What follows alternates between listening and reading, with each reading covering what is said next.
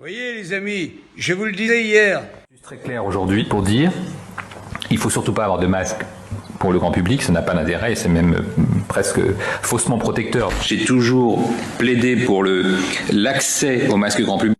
J'ai déjà vu des faux culs, mais vous êtes une synthèse. Les masques sont inutiles si vous n'êtes pas malade, si vous n'avez pas été personne contact proche de personnes malades. Tu vas te taire, hein. La grande injure, c'est un art, et pour ça t'es trop bête. On ne doit pas acheter de masques et d'ailleurs on ne peut pas en acheter puisque nous avons donné des instructions aux officines de pharmacie pour qu'elles ne distribuent des masques que sur prescription médicale. Non, il n'y a pas de risque de pénurie. D'abord pour les masques dits chirurgicaux, les bleus un peu plissés. En fait, on a des stocks d'État qui ont été réalisés dans des mandatures précédentes. Ah, que c'est dur pour une belle cochonne à la fleur de l'âge d'être aussi dédaignée. Ah! J'insiste. L'usage du masque en population générale n'est pas recommandé et n'est pas utile. Lorsqu'on n'est pas infecté par le virus, lorsqu'un médecin ne vous recommande pas de porter un masque, il ne faut pas en porter. Qui vous a dit ça? Et je pense qu'il y a un consensus très clair aujourd'hui pour dire il faut surtout pas avoir de masque pour le grand public, ça n'a pas d'intérêt et c'est même presque faussement protecteur puisqu'on porte un masque et on se contamine les mains et puis on n'a pas le masque 24 heures sur 24. Ancien combattant, militant socialiste et bistrot, c'est de dire si dans ma vie j'ai entendu des conneries, mais des comme ça, jamais. Non, les Français ne pourront pas acheter de masques dans les pharmacies parce que ce n'est pas nécessaire quand on n'est pas malade. Il y a eu récemment quelques difficultés logistiques, je le reconnais bien volontiers, mais depuis hier, nous avons des masques qui arrivent dans les pharmacies. Alors, écoutez, madame, ça n'est plus la victime qui vous parle, mais l'éducateur, le sociologue. Où avez-vous appris à dire autant de conneries ? Il n'y a pas de sens à porter ce masque lors des déplacements autorisés. La meilleure des protections, ce sont les gestes barrières. Tu pues la bêtise, la connerie. Et si ça se trouve, t'as même pas de cerveau. Et si on regarde au-dessus de ta tête, on doit voir tes dents. Les masques, c'est une bataille essentielle. Le gouvernement a fait toute la transparence et mobilisé depuis le premier jour et nous continuons d'avancer. Ah, c'est de la bouillie tout ça.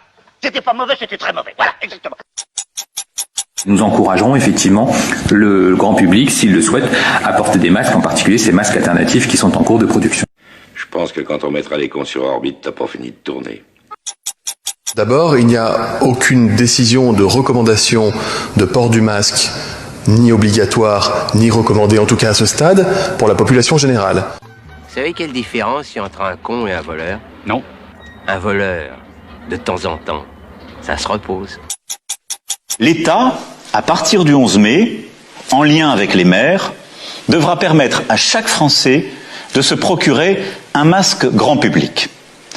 Pour les professions les plus exposées et pour certaines situations comme dans les transports en commun, son usage pourra devenir systématique.